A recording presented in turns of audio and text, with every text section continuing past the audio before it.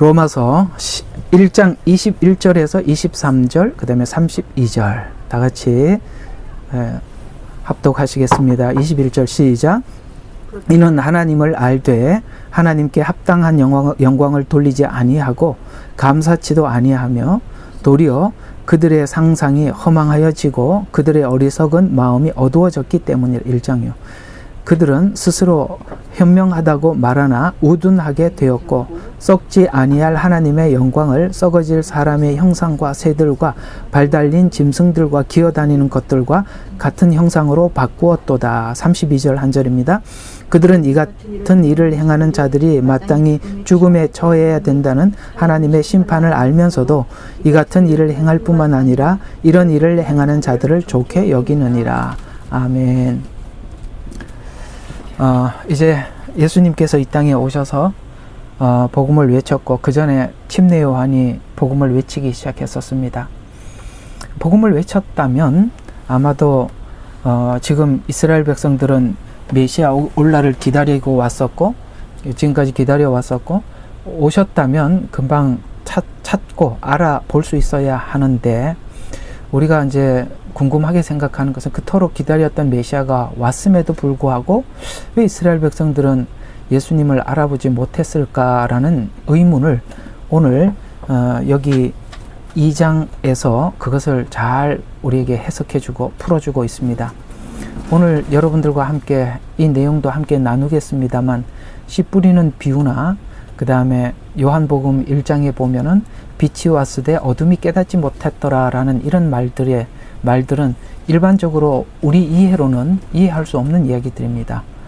씨를 뿌렸는데 좋은 밭은 없었다. 이게 원래 씨 뿌리는 비유의 요지입니다. 우리는 이렇게 생각하지요. 나는 원래 좋은 땅이었기 때문에 그 씨앗을 받은 거야. 그렇지 않다. 이게 이제 성경의 씨 뿌리는 비유가 전하고 있는 핵심입니다. 아무도 몰랐죠. 왜냐하면 좋은 땅이 없었다는 증거는 이것입니다. 제자들도 씨 뿌리는 비유를 똑같이 들었습니다. 그런데 아마 제자들이 난 좋은 땅이기 때문에 예수님 복음을 듣고 믿었어 라고 했다면 따로 예수님께 이 비유가 무슨 비유인지 설명해 달라는 부탁을 하지 않았을 것입니다. 나는 원래 좋은 땅이었구나. 저 사람들은 좋은 땅이 아니기 때문에 못 알아듣는구나. 이렇게 했을 텐데 제자들이 전혀 알아듣지 못해서 왜 우리에게 비유로 말씀하십니까? 이 비유가 무슨 뜻인지 설명해 주소서라는 말을 예수님께 하잖아요. 그건 본인들도 못 알아들었다는 이야기가 되는 것입니다. 쉽게 말해서 씨 뿌리는 비유의 핵심은 좋은 땅이 아무도 없었다는 이야기고 그 증거가 요한복음에 빛이 왔으되 어둠이 깨닫지 못하더라. 이게 연결이 되는 것이죠. 근데 왜 그랬을까? 이게 오늘 로마서 1장이 말해주고 있는 것입니다.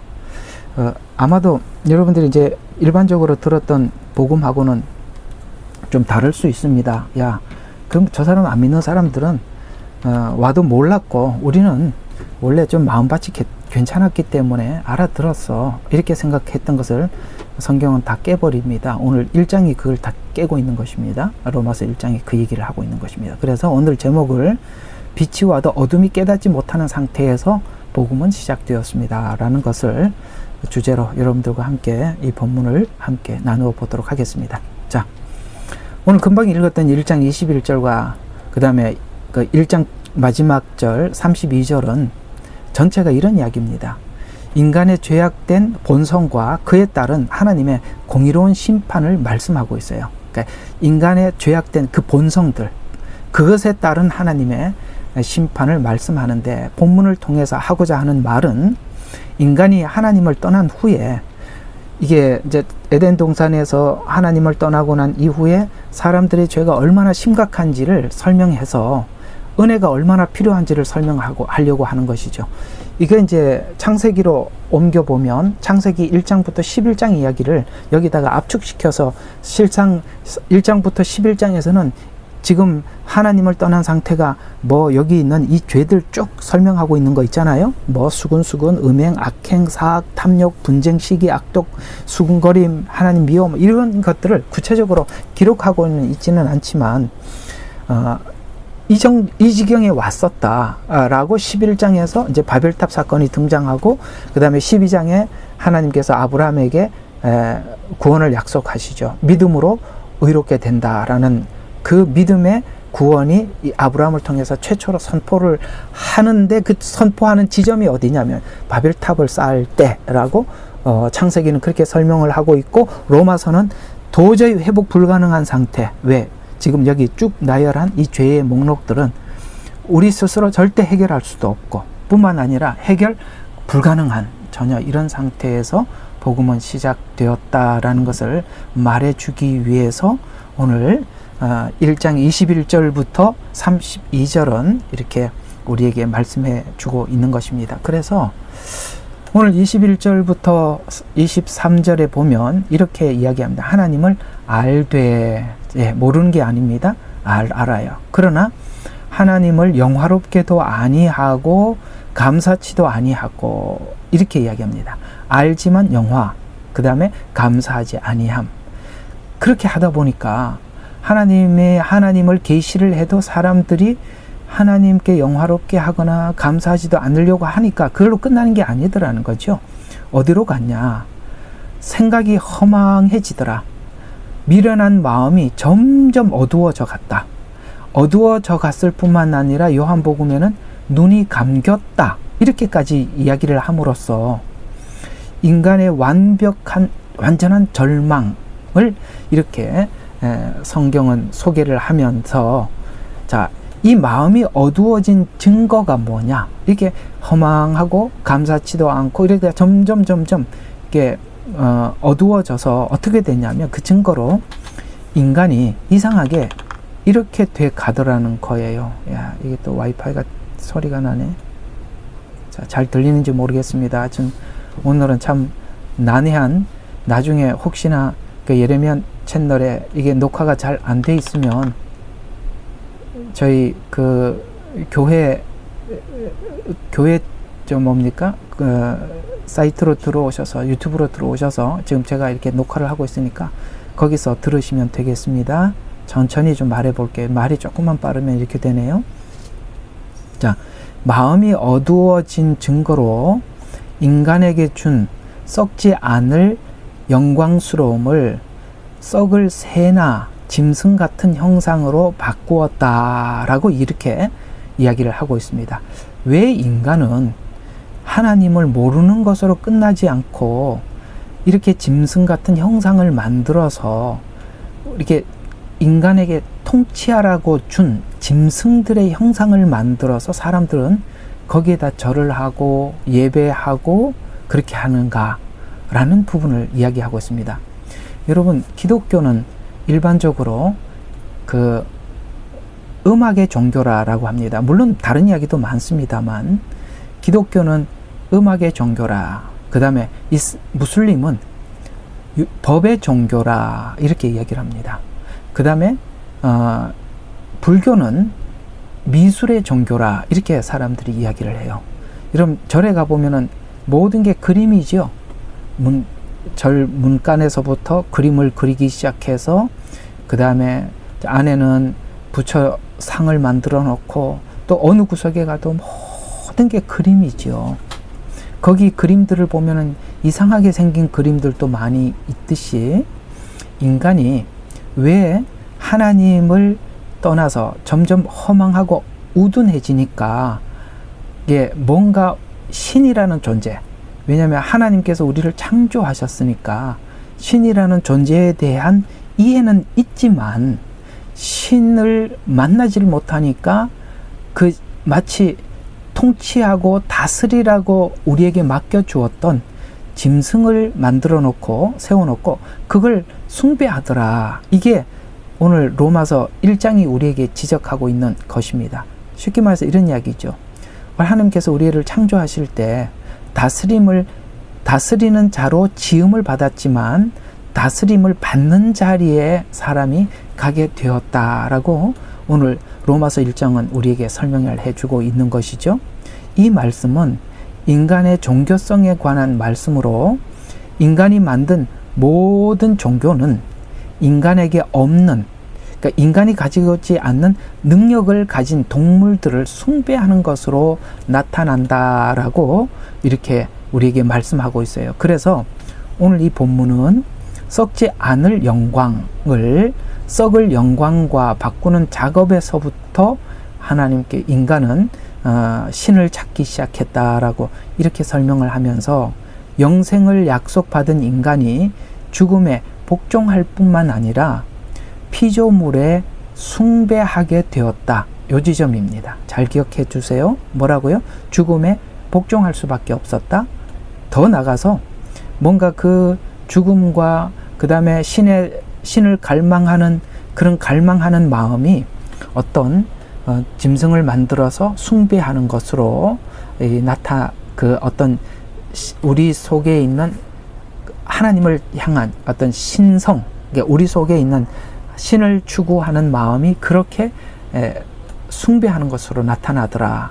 왜 이렇게 되어야만 했냐면 죄를 지어서 하나님을 떠났고 하나님을 알만한 것을 우리에게 보여줘도 우리가 찾지도 않고 주신 것에도 감사하지 않고 하나님께서 이제 알만한 것을 보여줬다고 했잖아요. 근데 보여줘도 사람들이 찾지를 않고 또 하나님께서 우리에게 주신 모든 것들 우리가 이렇게 보면은 다 정말 감사할 일들, 공기를 주셔서 감사하고 물을 주셔서 감사하고 우리 감사할 일들이 너무너무 많아요. 그럼에도 불구하고 그 감사할 일들을 보여줘도 우리가 감사하지 않고 그러다 보니까 점점 영적으로 어두워졌기 때문이라고 말씀하면서 그래서 어두워지고 감사하지 않다 보니까 생각이 점점 허망해져서 영적으로 죽어 있으면 자연스럽게 허망해지고 상상이 점점 이 상상이 어두워져 가서 어두워진 영적 실상을 신을 찾더라도 우리가 주님을 만나는 게 아니라 도리어 그 상상 속에서 신을 찾게 되고 피조물을 창조주로 착각하게 되어서 피조물을 마치 창조주로 생각하며 섬기게 되더라.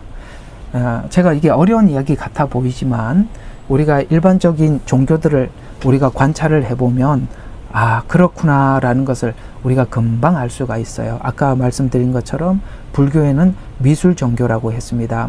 모든 그림들을 우리가 짐승을 그리다가 막 이제 나중에는 조합을 하죠. 예를 들어서 누군가가 어떤 짐승이 말이 빠르다고 하면 말을 이제 뭡니까? 그 몸과 발은 말을 만들어 놓고 근데 또 나는 그 빨리 가는 것만 좋은 게 아니라 이게 뭐 정말 사자처럼 힘이 좋아야 돼. 그리고 뭐 이렇게 잡아먹고 이렇게 야성이 있어야 돼. 그래갖고 발은 말로 그려놓고 대가리는 사자로 만들고 그래서 이상한 이런 형상들이 나오더라는 거예요. 용이라는 것도 상상 속의 동물이듯이 인간이 하지 못하는 능력을 가진 짐승들을 조합해서 어떤 것들을 만들어내는 것들이 이게 종교라는 것이 바로 이렇게 생겨나는 거구나 라고 성경은 우리에게 힌트를 주고 있는 것입니다. 그래서 상상과 생각이 어두워져 가서 어두워진 영적 실상은 신을 찾더라도 상상 속에서 찾게 되고 피조물을 창조주로 착각하게 되어서 피조물을 창조주로 생각하며 섬기게 되었다라고 성경은 우리에게 이렇게 알려주고 있습니다. 이렇게 영적으로 죽어가고 있으면서 회개하지 않으면 이제 하나님께서 심판이 확정돼요. 여기 이제 그 1장에서 끝에 쭉 가면서도 이제 점점 이제 1장과 2장이 우리에게 하고 싶은 이야기가 뭐냐면 지금 이렇게 명철이 없어져 가고 어두워져 가고 하나님을 찾더라도 하나님을 만나는 게 아니라 자기 상상 속에 어떤 종교를 만들어서 거기에 딱 귀착을 하더라. 그 귀착을 하게 되어서 뭐가 되더라? 이제는 하나님의 심판이 있음에도 불구하고 찾지 못해서 그저 심판이 확정되더라. 그래서 이제 죄가 이제 쭉 발전하고 금방 읽었던 32절을 보시면 그들은 이 같은 일을 행하는 자들을 마땅히 죽음에 처해야 된다는 하나님의 심판을 알려줘도 그러니까 심판을 알아도 어떻게 하더라? 이 같은 일을 행할 뿐만 아니라 돌이킬 마음이 없다는 거죠. 이런 일을 행하는 자를 좋게 여기는 이 상태에서 주님이 오셔서 우리를 구원하셨다라고 성경은 이렇게 이야기를 하고 싶은 거예요. 그래서 모든 구원의 출발 자체가 우리에게는 아무 근거가 없었다라는 것을 로마서는 처음부터 완전히 못을 박아놓고 3장부터 구원을 설명하려고 1, 2장은 이렇게 공을 들이는 겁니다. 이 부분을 우리가 놓쳐버리면 3장부터 하기 시작하면 이게 구원이 내가 믿어서 구원을 받고 난 믿었어. 그래서 구원을 받아서 이렇게 가버리거든요. 1, 2장에 정확하게 믿을 만한 실력이 우리에게 전혀 없었다라고 이렇게 계속 못을 박아 나가는 것입니다. 그래서 이런 부분에 대해서 이해를 하지 못해 하나님의 자비를 받을 자격조차 없어진다 합니다. 그래서 이들에 대해서 지금 이 상태에 있는 이들에 대해서 성경은 이렇게 이사야는 설명을 하고 있습니다. 지금 이 상태를 이렇게 설명하고 있어요. 이사야서 27장 11절입니다. 자, 여기에 이런 말씀이 있어요. 나뭇가지들이 마르면, 자, 나무예요. 이제 우리 인간을 나무로 비유를 했어요. 근데 말랐어요. 그래서 마르면 꺾어 여인들이 와서 그것들로 불을 피우리니. 왜요? 너무 바짝 말랐으니까 불 피우기 좋잖아요. 이는 명철이 없는 백성임이라.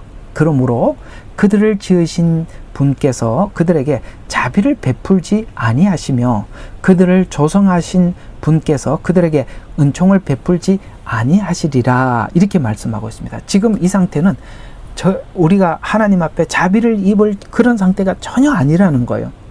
정말 우리는 정말 저 불쌍한, 그러니까 뭔가라도 하나님의 손을 내밀 만한 자격이 뭔가가 있어야 손을 내미는데 전혀 없는 상태에서 마치 나뭇가지가 마르듯이 우리가 생명력을 잃은 나무는 불에 태워져야 하는데 이유는 그들이 죄에 빠져 있지만 그 죄에 대해서 인지하려고 하지도 않고 회개도 하지 않으려고 했기 때문이라고 오늘 이사야서 27장 11절은 그렇게 말씀하고 있습니다. 죄를 알아도 돌이킬 마음도 없고 회개할 마음도 없고, 오늘 여기도 21절에는 뭐라 그랬어요?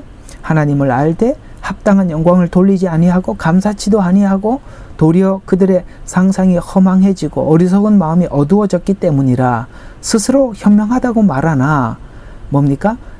하나님의 영광을 새와 그 다음에 네 발 달린 짐승과 기어다니는 형상으로 바꾸었다라고 이렇게 말씀한 것과 오늘 이사야서 27장이 이런 상태를 마치 나뭇가지가 마른 것 같이, 이제는 이 마른 나뭇가지는 한 가지밖에 없다는 거죠.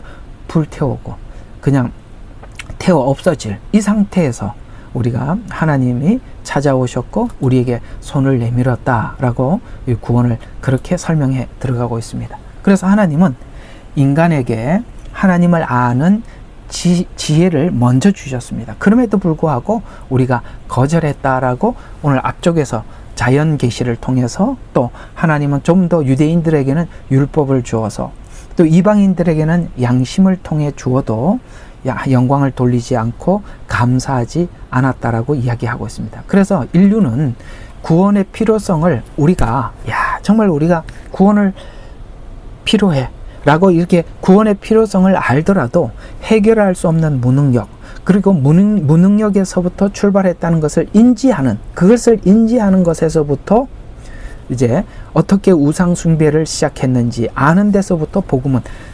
출발했다라고 시작하고 있습니다. 우리가 지난날 돌아와 보면 죄에서 하나님 앞에 구원을 받은 것에 대해서 우리가 놀라지만은 실제 조금 더 관찰을 해보면 정말 우리가 어느 정도 어두운 가운데 있었는가라는 것을 관찰을 해보면 상상할 수 없는 그런 곳에서부터 이 복음은 시작되었다라고 우리에게 말씀하고 있습니다. 그래서 이어서 24절과 27절은 이렇게 이야기를 하고 있습니다. 인간의 무능력, 그 다음에 무능력한 우상숭배, 하나님이 그들을 내어버려 두신, 그러니까 이걸 계속 하는 상태를 하나님께서 오셔서 뭘 교정한 것이 아니라 그냥 내버려 둔 상태에서 복음은 시작되었다라고 말씀하고 있습니다. 정욕에서 마음대로 하도록, 또 욕심에서 마음대로 하도록 내버려 두었더니 이렇게까지 가더라는 거예요. 지금 우리가 살아가고 있는 이 시대가 죄악의 최고 극치를 달리고 있는 이 상태를 우리가 살아가고 있는데, 이 죄악의 끝판왕이 어디냐? 그래서 우리가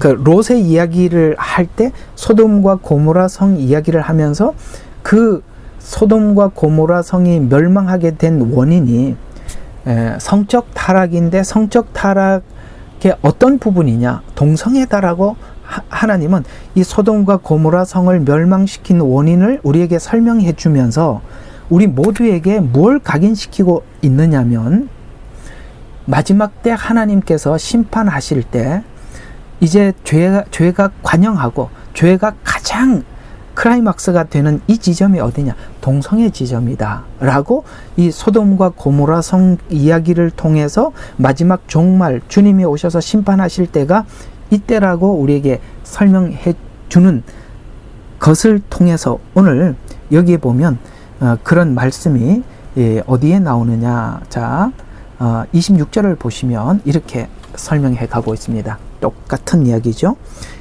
이로 인하여 하나님께서 그들을 수치스러운 욕정에 내어버려 두셨으니 심지어 그들의 여자들까지도 본래 쓰는 것에서 본성을 거역하는 것으로 바꾸었음이라. 마찬가지로 남자들도 여자들을 본래대로 쓰는 것에서 벗어나 서로 음욕이 부릴 듯 하니 남자들이 남자들과 더불어 부끄러운 일을 행하여 그들의 그릇 때문에 상당한 보험을 자신들이 받았느니라. 이렇게 이야기합니다. 이게 뭡니까? 동성애를 이야기하고 있죠. 근데 여기 보응을 받았다라는 말은 에이즈입니다. 그래서 이 에이즈 문제는 이게 로마서를 기록할 때부터 이미 우리에게 말씀을 하고 있고, 이 동성애 문제는 창세기에 보면 이 소돔과 고모라 이야기를 그대로 여기다가 설명을 하고 있는데, 이런 이야기죠. 맘대로 하도록 내버려 뒀는데 어디까지 갔느냐. 욕심과 정욕에서 맘대로 두었더니 사람이 하나님이 최초로 만든, 하나님이 굉장히 기뻐했던 아담과 하와를 창조하시고 둘의 만남과 결혼을 하나님께서 심히 기뻐했던, 그 심히 기뻐했던 여기까지 인간이 거슬러 하나님께 대항하더라. 그래서 성적 타락, 그것이 동성애로, 하나님은 남자와 여자 이렇게 분명히 말씀하셨는데 인간이 이거 합법화시켜서 동성애로, 동성애 결과를 하나님의 이게 죄라는 것을 알려주기 위해서 에이즈를 하나님께서 주셨어요. 그런데 에이즈로 심판을 받게 해서 죄의 결과가 어떤 심판을 받게 되는지를 보면서도, 이 에이즈를 우리가 겪으면서도 여전히 죄를 멈추지 않고, 28절과 32절은 죄는 그래서 멈추지 않고 더더욱 하나님을 죄가 발전하게 되어서 하나님을 마음속에 두기조차 싫어해서 상실한 마음을 가지게 되어서 합당치 못한 일을 하게 하여 그냥 하게 해서 내버려둬서 이제는 이 마지막 때가 되면 하나님을 버린 사람들이 점점 더해가서 불의, 음행, 사악, 악, 탐욕, 악의, 시기, 살인, 분쟁, 사기, 악독이 가득하며 비방, 수군거림, 인간관계가 파괴되고 죄악의 다양한 방법으로 나타나 인간의 부패를 드러내 준다라고 말씀하고 있습니다. 이번 주에 여러분 목요일날 모여서 디모데후서 3장, 4장 여러분들과 함께 했죠. 거기 있는 목록들과 여기에 로마서에 있는 이 목록들이 같은 이야기들인데, 이 마지막 때는 이 부분들이 발전한다는 거예요. 죄가 발전을 해서 점점 악해져 갈 것을 이게 디모데후서 3장에서는 우리에게 말씀해주고 있는 것입니다. 그래서 인간의 정욕과 욕심, 거기에 따른 죄의 시작과 발전, 그 다음에 그 죄의 완성, 거기에 선 자들이 느끼는 심판의 엄중함. 그래서 이게 죄가 점점 발전해가면서, 어떤 사람들은 내버려 두어서 점점 죄가 죄되도록 아주 깊이 죄 속에 빠져드는 한 부류가 있는가 하면, 이 죄에 대해서 인식을 해서 이렇게 가면 안 되는데, 더 가면 안 되는데, 이렇게 생각하고 있는 어떤 사람들, 두 부류가, 그래서 이것을 죄를 좋게 여겨서 죄를 짓는 그 자리에 서는 자가 돼 있던지, 아니면 하나님, 이 죄 문제를 우리 스스로 해결할 수 없습니다. 어찌하면 좋겠습니까? 라고 하나님 앞에 서서 은혜를 갈망하는 자가 되든지, 둘이 딱 완전히 이렇게 나누어지더라고요. 마치 롯과 롯의 가정들이 나누어지고 소돔 성에 있는 사람들이 나누어지듯이 이해가 가죠? 앞으로 계속 아벨의 계열과 가인의 계열이 이게 둘이 완전히 이렇게 쭉 나누어져 이제는 종말이 되면 될수록 좁혀질 수 없는 간격이 둘 사이에서 쭉 벌어지게 되더라라고 이야기를 합니다. 죄를 좋게 여겨서 그냥 하나님이 내버려 둔 자가 되든지. 그래서 요한계시록은 악한 자는 더더욱 악해지게 되고 하나님 앞에 돌아와서 선한 자들은 더 선을 추구하게 되는 이유가 뭐냐면 이 죄에 대해서 더 이상 하나님 앞에 방치할 수 없어서 하나님께 은혜를 구하는, 그래서 이 두 부류로 이렇게 나누어지게 되더라라고 로마서에는 설명해 가고 있고 모든 성경이 그렇게 설명해 가고 있는 것입니다. 그래서 로마서가 복음을 설명하기 전에 죄의 발전, 오늘 여기 지금 1장이 쭉 죄의 발전을 이야기하고 있잖아요. 그 다음에 성향을 설명하는 이유는 지금 우리가 어디에 와 있는지, 우리가 어디에 와 있었는지 그 현 주소를 밝혀서 현재 인간의 삶의 대부분이 죄의 발전으로 정착한 문화 속에 살고 있다는 것을 밝히려고 하는 것입니다. 이것을 우리가 분명히 알고 구원이라는 그 구원을 붙잡아야지 이 부분에 대한 이해 없이 대략 저는 이렇게 생각해요. 우리 한국교회는 1, 2장에 대한 지적과 언급이 없어요. 교회를 오면 당신들은 정말 이런 지독한 죄인이었습니다. 보세요. 여기 있는 목록들 중에 당신이 여기 해당 안 되는 목록들에 한번 동그라미를 쳐보세요. 우리는 이런 상태에서 하나님이 은혜를 베풀기 시작했습니다 라고 설명을 하고 이제 로마서 3장 이 구원에 대한 설명을 해줘야 되는데 1, 2장이 없어진 상태에서 3장부터 구원을 이야기하니까 보통 일반적으로 구원에 대해서 설명을 해달라는 분들의 얘기를 들어보면 어떻게 하면 구원을 받느냐, 믿는다는 게 뭐냐, 이렇게만 믿으면 되는 거냐, 이런 부분에 대한 그 설명만 해달라고 하지 내가 얼마나 지독한 죄인이었는지 이런 이해들을 잘 하려고 하지 않더라는 것이죠. 이게 문제라는 겁니다. 1, 2장 없는 3장은 없듯이 1, 2장은 그만큼 우리에게 중요한 구원의 단서를, 죄에 대한 이야기를 해 가고 있는 것입니다.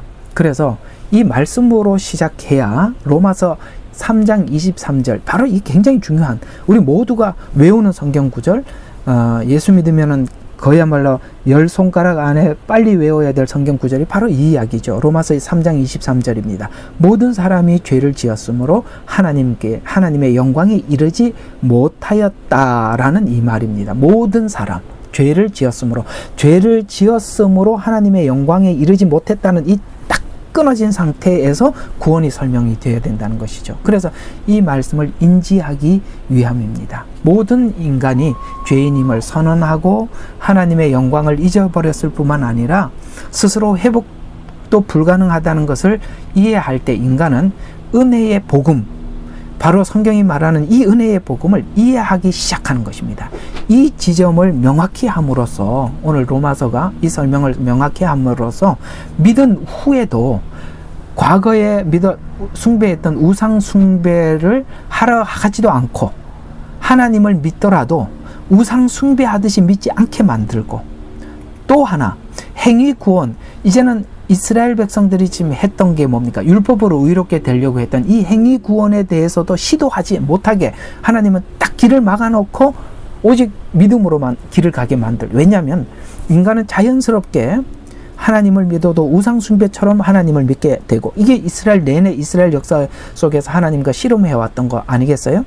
이스라엘 백성들은 끊임없이 우상 숭배하듯이 예수님을 믿으려고 하고 하나님을 믿으려고 하고, 하나님은 그렇게 믿지 말라고 하고, 그래서 이 둘, 이스라엘과 하나님과 이스라엘 백성 사이에 계속 뭡니까? 이 갈등 관계를 우리에게 설명해 주고 있죠. 또 하나, 또 이스라엘 백성들을 통해서 하나님께서 인간이 자연스럽게 갖고 싶어하는 행위 구원, 이것을 시도하지 말으라고 하나님께서는 이스라엘 백성 전 역사를 통해서 우상 숭배와 행위 구원, 이 두 가지를 철저하게 막아놓고 이제 오직 믿음으로만 가도록 하나님께서 그렇게 복음을 설명해 들어가고 있다는 것입니다. 오직 은혜의 복음 아래서 분명히 묶으려는 의도에서 이 말씀이 시작되는 것입니다. 오직 예수 그리스도 안에서만, 하나님은 절대 바깥에 어떤 것도 섞이지 않도록 예수 그리스도 안에서만 얻을 수 있는 구원, 로마서 3장 23절 그 뒤에 24절은 그리스도 안에 있는 구속을 통하여 그의 은혜로 값없이 의롭게 되었다라고 이렇게 값없이 의롭게 되었다. 값 주지 말라는 거예요. 이 값없이라는 말의 뉘앙스는 뭐가 깔려 있냐면 행위 구원하지 마라. 율법으로 의롭게 되려고 하지 마라. 예수님께서 피 흘리신 은혜로 값없이 의롭게 되었다. 이 말을 우리에게 이해시키려고 이 앞에 이토록 우리에게 많은 설명을 해 들어간 것입니다. 그래서 복음은 예수 그리스도를 통한 구원을 이야기하는 것이죠. 예수 그리스도 안에서만 이 구원이 인간에게는 가능성이 전무하다는 것을 알아야 은혜가 은혜되기 때문입니다. 은혜에는 우리 것이 어떤 것도 들어가서는 안 되기 때문에 하나님께서 이렇게 은혜로 설명을 하기 위해서는 이 부분에 대해서 반드시 우리의 인식이 필요하다라는 것입니다. 그래서 이 죄의 심각성은 의의 필요성과 중요성과 필요성을 부각시키기 때문이죠.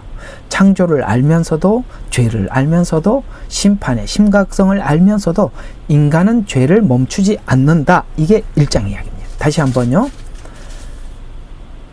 의의 중요성과 필요성을 부각시키려고 하는 것인데 하나님에 의해서 창조되었다는 것을 알아도 우리가 죄를 알아도 심판에 대한 심각성을 알아도 인간은 죄를 멈추지 않는다. 이걸 설명을 하는 것입니다. 그리고 죄를 멈출 수 없다.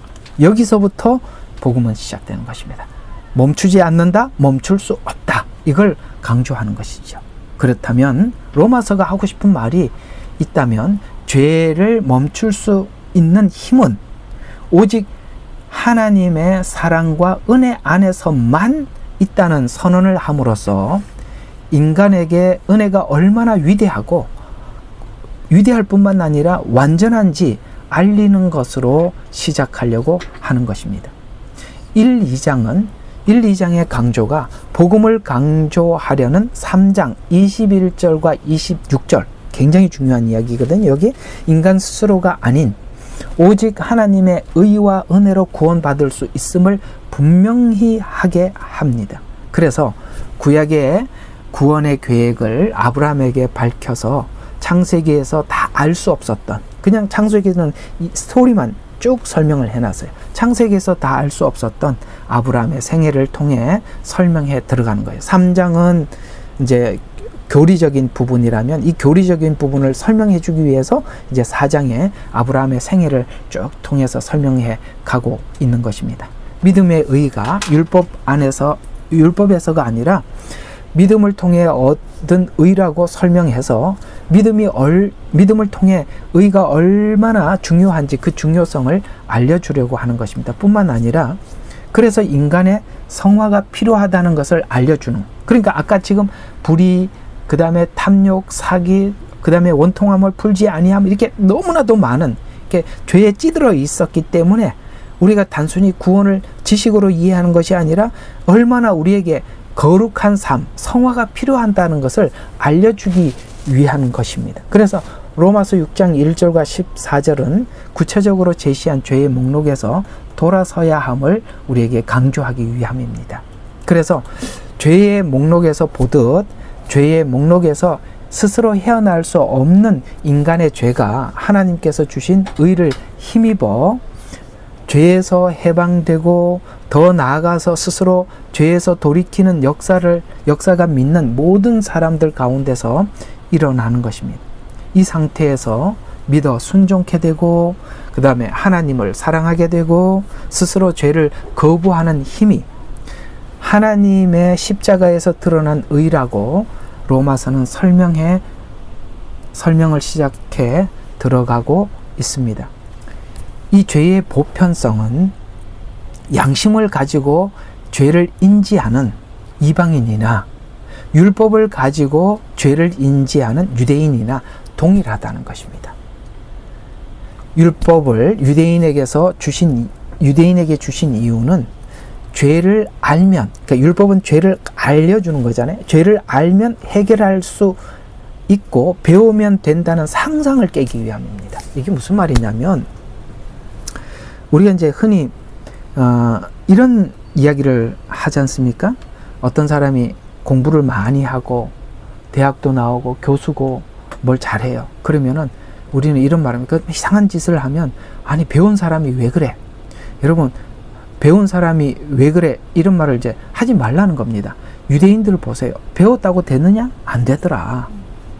또 우리가 또 어떤 나이가 좀 드신 분들이 또 이상한 일을 하면 그런 말을 해요. 이게 나이가 먹어서 아직도 그래?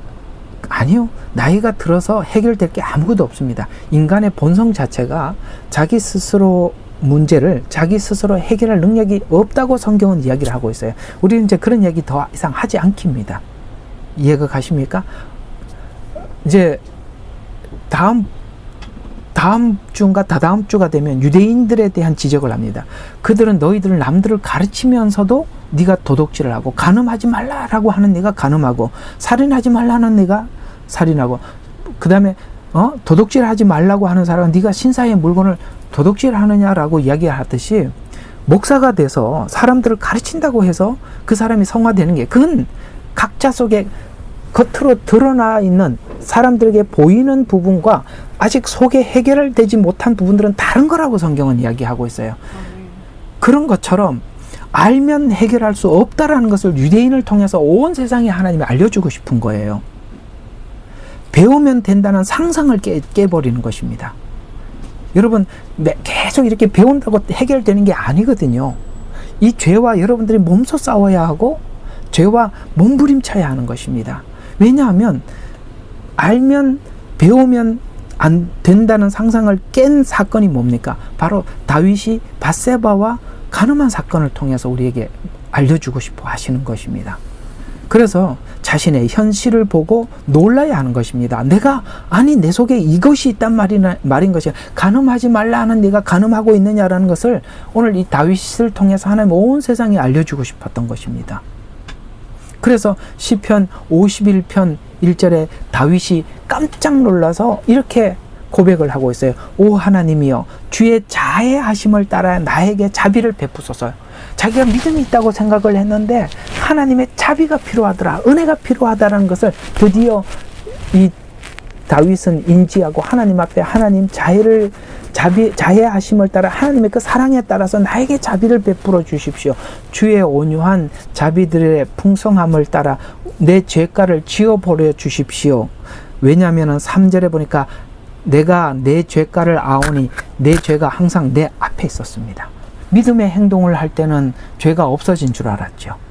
우리는 그래요. 뭔가를 하면 하나님 앞에 내 안에 있는 죄성까지 해결됐다고 생각해요. 그래서 하나님 앞에 많은 일을 하는 사람들이 무서운 거예요. 왜냐하면 내가 이거까지 했기 때문에 내 안의 문제는 당연히 해결되었다라고 생각하는 착각을 지우라 라고 이야기하는 거예요. 분명히 이 다윗은 밧세바 사건을 치르고 난 뒤에 내가 내 죄과를 아오니 내 죄가 항상 내 앞에 있다는 걸 드디어 발견하게 된 것입니다. 여러분 오늘 이 로마서 1장과 2장은 예수님을 믿자 말자 발견되는 것이 아니라 다윗이 그때쯤 가서 봤어요. 1, 2장을. 이게 굉장히 중요한 거예요. 근데 우리는 자꾸 3장부터 설명을 하려고 그러는데 1, 2장이 무시돼 버리면 3장은 다 지식에 불과한 것이지 아니에요. 우리 옛날에 얼마나 구원에 대해서 줄줄줄 외웠습니까? 구원파인 때 물어보세요. 성경 여기저기 왔다 갔다 하면서 구원을 얼마나 잘 설명을 합니까? 그러나 그들이 구원받았다고 생각합니까? 구원에 대해서 그렇게 잘 설명을 해도 또 안 되는구나. 이게 말이 조금만 톤이 빨라지면 이렇게 되더라고요. 잠깐만 기다리겠습니다. 예, 이제 좀 들리시죠?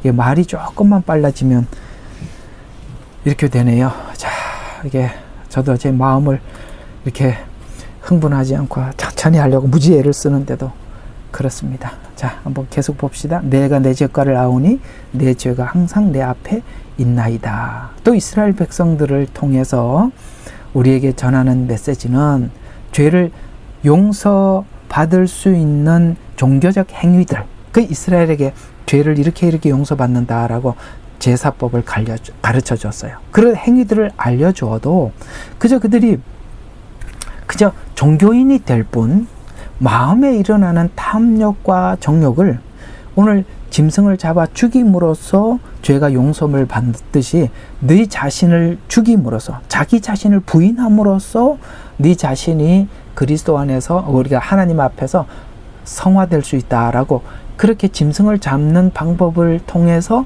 너 자신을 죽이라고 그렇게 설명을 해 주더라도 이 사람들이 그저 종교인이 될 뿐, 일어나고 자기 속에 마음에 이르는 탐심과 정욕을 해결할 수 없다는 양심 선언을 하기 위함인데 그걸 하지 않더라는 것이죠.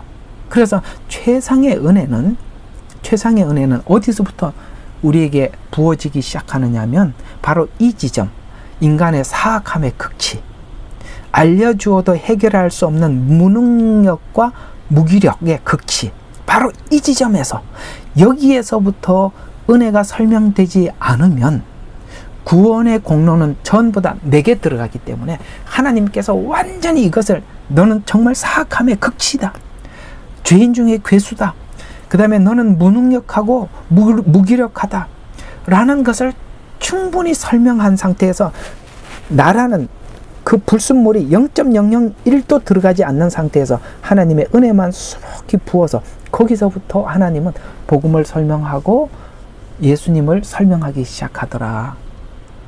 그래서 1, 2장이 중요하다, 이런 이야기가 되는 것입니다. 그래서 복음은 우리가 이렇게 받은 것이라고 정리를 하고 있어요. 이렇게 받은 복음을 알면 복음을 받고 자신을 지켜낼 수 있는 것입니다. 고린도전서 1장 20절부터 21절 이 말씀을 우리가 한번 보도록 해요. 지혜가 어디 있느냐? 학자가 어디 있느냐? 네가 지식으로, 우리 인간의 지혜로 이 문제를 해결할 수 있다고 생각하느냐? 학자가 어디 있냐? 유명한 사람들이 이러하면 된다라고 설명하는 그 학자가 어디 있느냐? 세상의 변론가가 어디 있느냐? 이런 모든 세상의 지혜, 세상에 있는 학자들, 변론, 이런 것들을 하나님께서는 예수님을 보내주셔서 우리 인간이 무엇도 할 수 없다라는 것을 싹 깨끗하게 지워버리고 하나님께서 이 세상에 있는 지혜를 어리석게 만드는 것이 아니냐. 무엇이 그것을 세상의 학자들, 지혜, 변론가들을 입을 다물게 만들었냐? 십자가 복음이. 예, 우리 스스로는 설명할 수 없는 그것을 하나님께서는 십자가 복음을 통해서 이 세상에 있는 모든 사람들의 지혜를 다 문을 닫아버리더라. 그래서 이 모든 지혜를 없애고 오직 하나님의 지혜에 있어서는 세상의 그 지혜로 하나님을 알지 못하였기 때문에 하나님께서 복음 전파의 어리석음으로 믿는 자들을 구원하기를 기뻐하시느니라. 우리가 아무도 근거를 제시하지 못하도록 탁 닫아놓고 그저 예수님 오직 그 길로만 와라 라고 하셔서 복음 전파의 어리석음, 정말 볼 때는 학자들이 꺼내놓은 거, 실력 이런 거 다 필요 없다는 거 다 지워버리고 오직 십자가 복음으로 구원하시기를 기뻐하시느니라. 그래서 어리석어진 인간이 지혜를 만들어내도 그 지혜가 구원에 대해서 어떤 것도 설명해내지 못하도록, 그 다음에 하나님께서 죄를 지적하고 구원을 완성하신 후 하나님께서 구원을 들고 믿게 하시는 방식으로 전파해서 어리석고 어두워진 인간이 구원에 대해서 어떤 논란도 개입하지 못하도록, 아시겠습니까? 절대 우리는 무엇도 꺼내놓지 못하도록 이렇게 딱 완전히 닫아놓고, 그래서 여기 로마서 11장인가요? 거기 보면 이런 말씀이 있어요. 이게 언뜻 생각이 나는 건데요. 자, 11장 29절부터 이렇게 말씀하고 있습니다. 이는 하나님의 은사와 부르시면 후회하심은 없습니다. 30절에 너희가 지나간 때에는 하나님을 믿지 아니하였더니 이제는 그를 믿지 아니함으로 인하여 자비를 얻었느니라. 이와 같이 이제 이들을 믿지 아니한 것은 너희의 자비를 통하여 그들도 자비를 얻게 하려 함이라. 자, 그래서 이방인들도 안 믿었기 때문에 그냥 자비로 구원을 받게 되었고, 유대인들은 율법을 지켜서 의롭게 되었다라고 착각하고 있는데, 우리가 자비로 얻은 구원을 보고 그들이 구원을 얻게 해서 우리도 자비로 구원을 얻게 하고 유대인들도 자비로 구원을 얻게 해서 32절을 보니까 하나님께서 그들 모두를 믿지 않는 가운데서 가두어 두심은 모든 사람에게 자비를 베풀게 하려 함이라. 아시겠죠? 모두가 자비라는 문 하나만 탁 열어놓고 이리만 들어오라는 거예요. 근데 인간이 만들 문들을 다 차단한 거죠. 행위 구원, 인간이 만든 어떤 종교, 이런 모든 문들을 사람들은 자연스럽게 열 수밖에 없는 것을 다 닫아놓고 한 문만 열어놨다. 자비라는 문.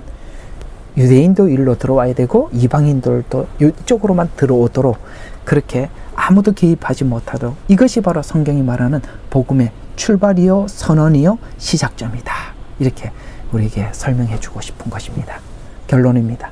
이 모든 이야기의 정리본, 참 모든 것을, 오늘 지금 설명한 이 모든 것을 탁 정리한 설명이 여기에 이렇게 녹아 있어요. 에베소서 1장입니다.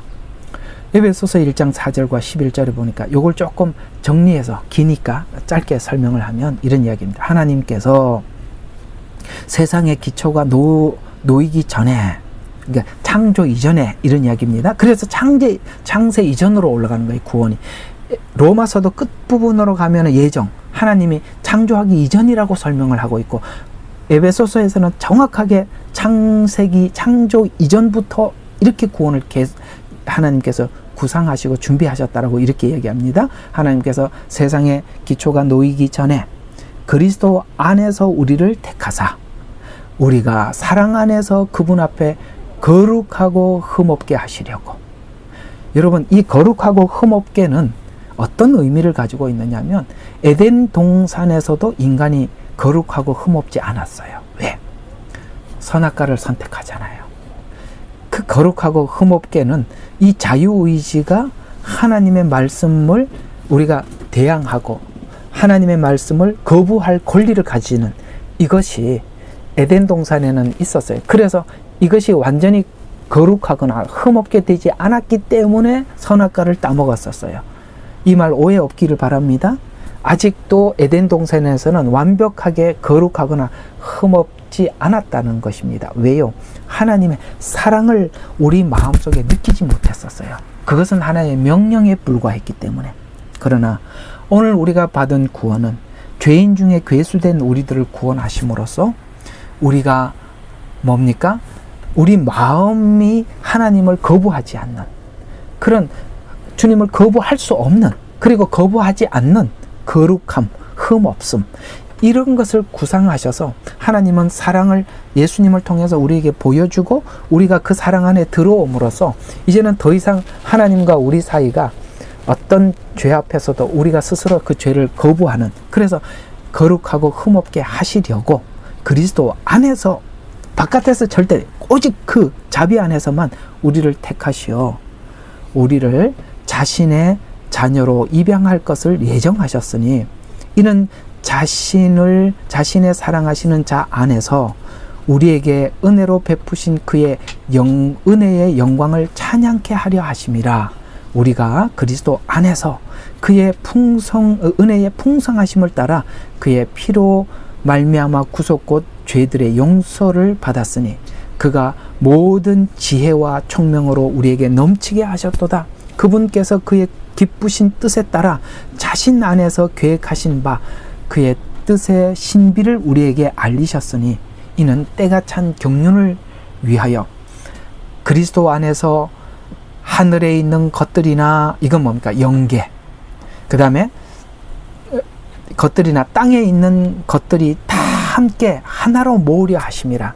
그분 안에서 우리가 또한 예정을 입어 모든 일을 자신의 목적의 계획대로 일하시는 분의 뜻에 따라 상속자가 되었다라고 이야기합니다. 여러분, 이 에베소서 1장에 가장 많이 등장하는 이야기가 뭐냐면은 그리스도 안에서라는 말이 계속 반복되고 있습니다.